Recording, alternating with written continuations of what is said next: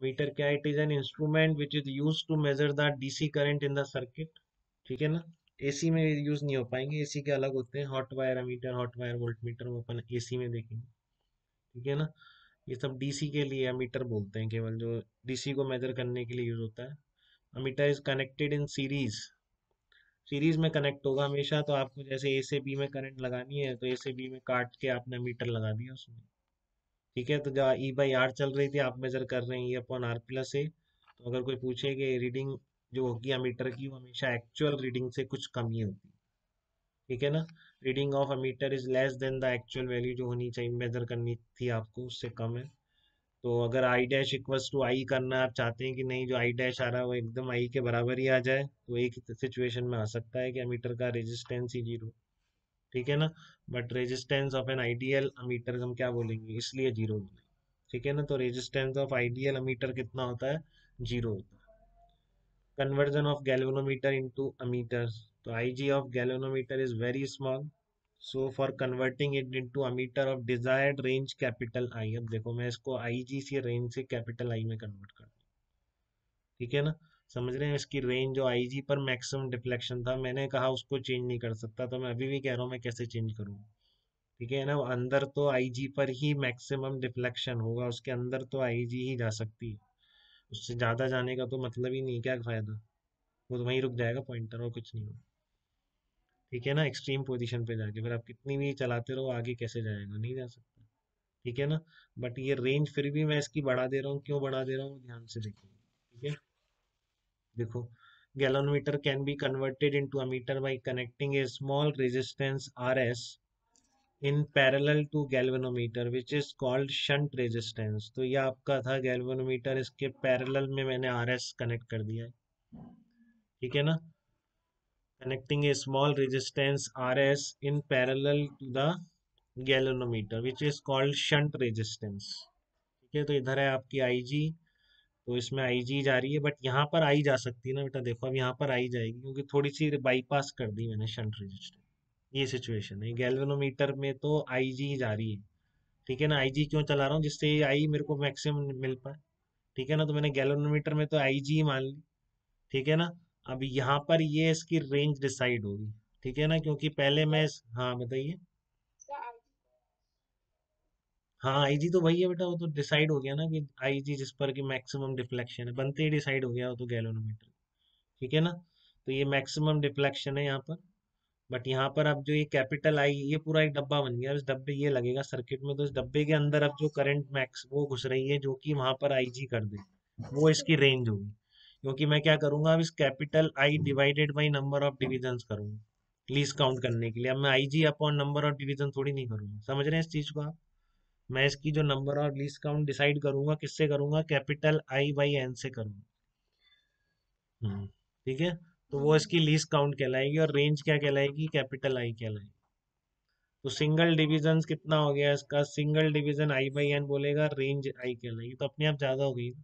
ठीक है, समझ पा रहे हैं क्या आप इस चीज को? बट इसके कितनी आई होगी वो डिसाइड करेगा ये शंट कितना लगा रहा है। ठीक है ना। क्योंकि ठीक है ना, क्योंकि आपकी जो कैपिटल आई है वो किसके बराबर आ जाएगी। ठीक है। To find out R S for range, capital I क्या आ गया, V A minus V B equals to I G R G equals to I minus I G into R S. ठीक है। तो ये शंट रेजिस्टेंस कितना आ जाएगा, I G R G upon I minus I G आ जाएगा। बताइए कोई दिक्कत तो नहीं है बेटा यहाँ तक। तो अब देख लो, आपको जितनी रेंज चाहिए उसके अकॉर्डिंग शंट लगा दो। ठीक है ना। जितनी आपको रेंज चाहिए उसके अकॉर्डिंग आप यहाँ पे शंट रेजिस्टेंस लगा दें। ठीक है। तो फिर वही बात ध्यान रखें बेटा, गैल्वेनोमीटर में से तो आई जी जाएगी, बट अब मैं इसको वैसे इसको डिवाइड ही नहीं करूंगा एन से, मैं किसको करूंगा, सीधे इसको करूँगा। तो आपको जितनी रेंज चाहिए उसके अकॉर्डिंग यहाँ पर ये शंट रेजिस्टेंस लगा दीजिए। ठीक है।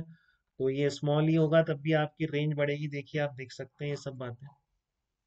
यहाँ तक तो दिक्कत नहीं किसी को। इसमें पैरेलल कॉम्बिनेशन बन गया ना, कोई दिक्कत तो नहीं। V A minus V B इधर से लिखोगे आई जी आर जी, इधर से लिखोगे आई minus I G into R S. ठीक है। तो ये बहुत ही कॉमन क्वेश्चन रहेगा आपके के लिए, मुझे भाई इतनी रेंज चाहिए इस गैल्वेनोमीटर को, इतनी रेंज का मीटर बताना है, तो बताओ कितना शंट रेजिस्टेंस लगाओगे। तो आपको कुछ याद नहीं करना है, आपको जस्ट ये डायग्राम पिक्चर दिमाग में होनी चाहिए, तो अपने आप आई आएगा, आई जी इधर भेज देंगे, और फिर पैरेलल कॉम्बिनेशन से ये आप डायरेक्ट लगा देंगे, I G R G equal to I minus I G into R S. तो ये ध्यान ही रहेगा, मतलब बस आपको पिक्चर है तो फिर अपने आप लिख सकते हैं आप। ठीक है बेटा। तो आपने रेंज बढ़ा दी एक स्मॉल रेजिस्टेंस शंट लगा के। अब देखो शंट की वैल्यू के साथ रेंज कैसे वेरी करेगी, देखिए आप। और पैरेलल रेजिस्टेंस तो कम हुई गया, अब ये ओवरऑल रेजिस्टेंस पूरा डब्बा लगेगा तो इसका रेजिस्टेंस आरजी से तो कम होगा ही, क्योंकि पैरेलल कॉम्बिनेशन में जो रेजिस्टेंस निकल के आता है वो दोनों इंडिविजुअल रेजिस्टेंस से कम होता है। ये आप कैसे भी समझ सकते हैं, इतना मैथ सबको आती है। ठीक है ना, कि पैरेलल कॉम्बिनेशन से जो रेजिस्टेंस निकल के आएगा वो दोनों रेजिस्टेंस से कम होगा। ठीक है।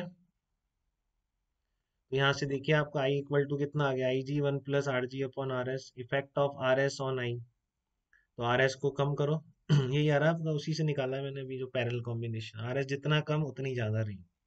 ठीक है ना। तो effect of R S on net resistance of ammeter वो आपको पता ही है, क्योंकि आर एस अगर कम करोगे तो वन अपॉन आर ए बढ़ेगा, तो आर ए और कम हो जाएगा।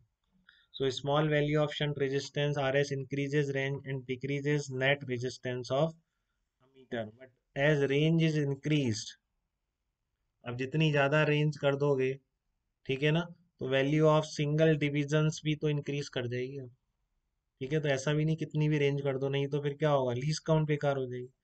So there will be in the problem in the measurement of small values of current, least count increase हो जाएगी, least count भी increase हो जाएगी, वो भी गलत बात है। तो ऐसा नहीं कितना भी रेंज बढ़ा दो, जितनी ज़्यादा रेंज बढ़ा रहे हो सिंगल डिविजन्स की वैल्यू भी उतनी बढ़ती जा रही है, फिर कम वैल्यूज कैसे मेजर करोगे। ठीक है।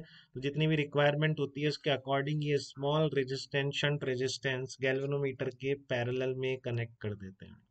ठीक है। तो कुछ बातें अच्छी निकल के आई हैं, जितना कम करोगे रेंज उतनी बढ़ेगी। ठीक है।